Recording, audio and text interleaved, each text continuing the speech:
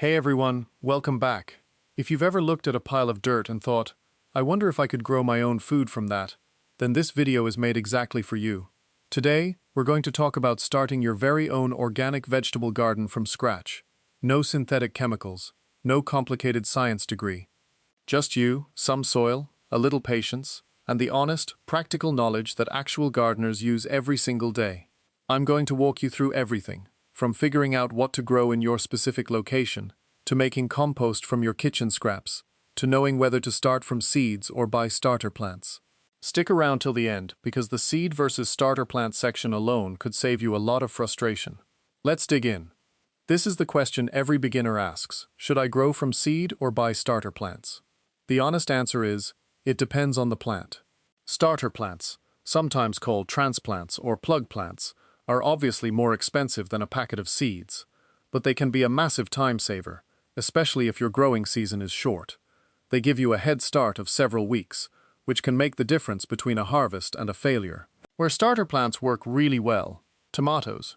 These need a long season, so starting them early as transplants makes a lot of sense.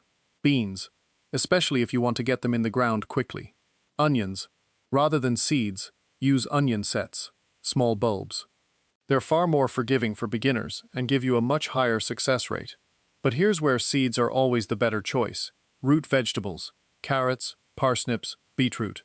These crops do not like having their roots disturbed. If you try to transplant them, they'll fork, twist, or simply fail. You must sow these directly into the ground where they're going to grow, what gardeners call sowing in situ. Get the soil nice and fine, make a shallow drill, sow your seeds thinly, cover, and water. Simple. The general rule: if it grows underground or has a taproot, sow it in place. If it grows above ground, a starter plant can work great. Alright, the very first thing, and I cannot stress this enough, is to understand what grows well where you live. This sounds obvious, but so many first-time gardeners go out, buy whatever looks good at the garden center, and then wonder why their plants are struggling 3 weeks later. Here's a real example. Sweet peppers, they love long, warm summers. If you live somewhere with a shorter growing season, think cooler climates, northern regions, sweet peppers are going to be an uphill battle. But string beans? Those might absolutely thrive right in your backyard. Now, even if you're on the edge of what's considered ideal territory for a crop, say, outdoor tomatoes, don't give up. There are varieties specially bred for shorter seasons. Varieties like First in the Field are designed to ripen faster, and with a little extra care, like starting them indoors first, and then gradually introducing them to the outdoors, a process called hardening off, you can absolutely make it work. Hardening off just means you don't throw indoor seedlings straight into full outdoor sun and wind. You ease them in. A few hours outside in a sheltered spot, gradually increasing over 1 to 2 weeks. Think of it like taking a baby step out of a warm house in winter. You don't fling the door wide open all at once. The bottom line: do your homework on your local climate before you spend money on seeds or plants. Okay, now let's talk about something that is absolutely central to organic gardening: compost. If you want to garden without synthetic fertilizers and chemicals, compost is your best friend. It feeds your soil, improves its structure, holds moisture, and encourages the microbes and worms that make everything grow better.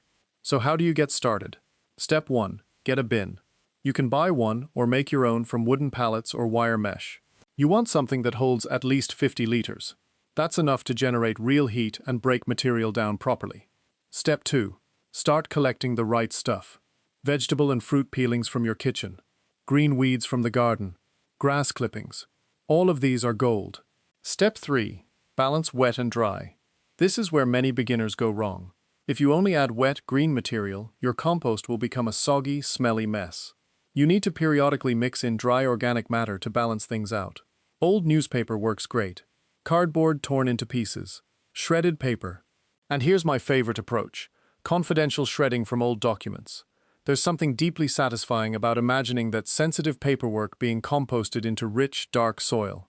Your old bank statements, turned into tomatoes. Poetic, really. Step 4. Keep it moist, not wet. If the heap dries out, give it a water. It should feel like a wrung-out sponge, damp but not dripping. Now, if you have vegetarian pets at home, rabbits, guinea pigs, hamsters, their cage cleanings are a fantastic addition to your compost. Straw, droppings, the works. However, and this is important, stay away from the droppings of cats and dogs. Carnivore waste can carry parasitic worms, and a home compost heap rarely gets hot enough to destroy them. Keep it out, not worth the risk. Once your compost is ready, it'll look dark, crumbly, and smell earthy like a forest floor. It's ready to go into your garden. Until then, you may need to buy compost in bags to get started. That's completely fine. Think of it as borrowing from your future self. Growing organically means ditching the synthetic fertilizers. But plants still need nutrients. Nitrogen, phosphorus, potassium. The big three. So what do you use instead? Two brilliant natural options. Seaweed extract usually comes as a liquid you dilute in water and apply to your plants. It's gentle, full of trace minerals, and actually helps with plant stress and root development. Blood, fish, and bone meal. This is a dry, granular fertilizer you work into the soil. It's a more balanced, slow-release feed that breaks down over time.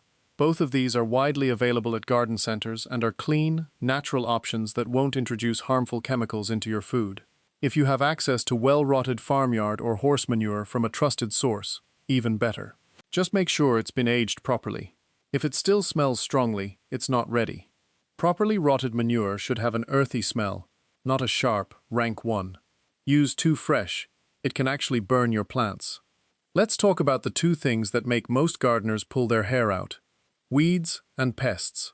First, weeds. If you're growing in a reasonably sized plot and staying on top of things, hand weeding and hoeing is completely manageable. The key is to do it regularly rather than letting things get out of hand. A small weed pulled today is 10 minutes of work. The same weed left for 3 weeks becomes an hour. Spacing matters too. Don't be tempted to cram plants together thinking more plants equals more food. Tighter planting actually makes weeding harder, and it increases humidity around your plants, which brings us to pests and disease. Molds, blights, and fungal diseases love humid, crowded conditions. Give your plants room to breathe. Air circulation is your invisible ally. For insects? Honestly, for small gardens, the most effective method is almost embarrassingly simple: finger squishing. See an aphid colony on your broad beans? Squish them off. Spot a caterpillar? Remove it by hand. It sounds primitive, but it works. It's free, and it introduces no chemicals whatsoever. As your garden matures, you'll also find that beneficial insects, ladybirds, lacewings, ground beetles, start to move in naturally and do a lot of pest control on your behalf. Here's a tip that no gardening book will ever fully replace. Find your local gardening club and join it. Seriously. This is one of the most underrated moves a beginner can make. Why? Because gardeners love to talk about gardening. Ask any of them about their tomato varieties or their composting setup, and you won't be able to get a word in for 20 minutes. And that's actually a great thing for you as a beginner. Local club members carry years, sometimes decades, of hard-won knowledge specific to your area. They know which varieties do well in local soil. They know the last frost date like the back of their hand. They'll warn you about the pests that hit every year in August. They might even give you free seeds and cuttings. No YouTube video, not even this one, can replace local, lived knowledge. So search online, check your community center, ask at your local garden center, find your people. And that, my friends, is your beginner's roadmap to organic gardening. To recap, research what grows well in your local climate, and look for varieties suited to your season. Join a local gardening club. Local knowledge is priceless. Start composting now. Your future soil will thank you. Feed naturally with seaweed extract and blood, fish, and bone. Keep on top of weeds and pests early and often. Know when to use seeds versus starter plants, and never transplant root veg. Organic gardening isn't about perfection. It's about learning your patch of ground, working with nature, and enjoying the process, including the failures, which, trust me, every single gardener has. If this video helped you, hit the like button and subscribe. We've got a lot more practical gardening content coming your way. Drop your biggest gardening question in the comments below. I read every single one. Until next time, happy growing. If you found this video helpful, hit the like button and subscribe to the channel. I'm sharing more content like this every week, and you won't want to miss what's coming next.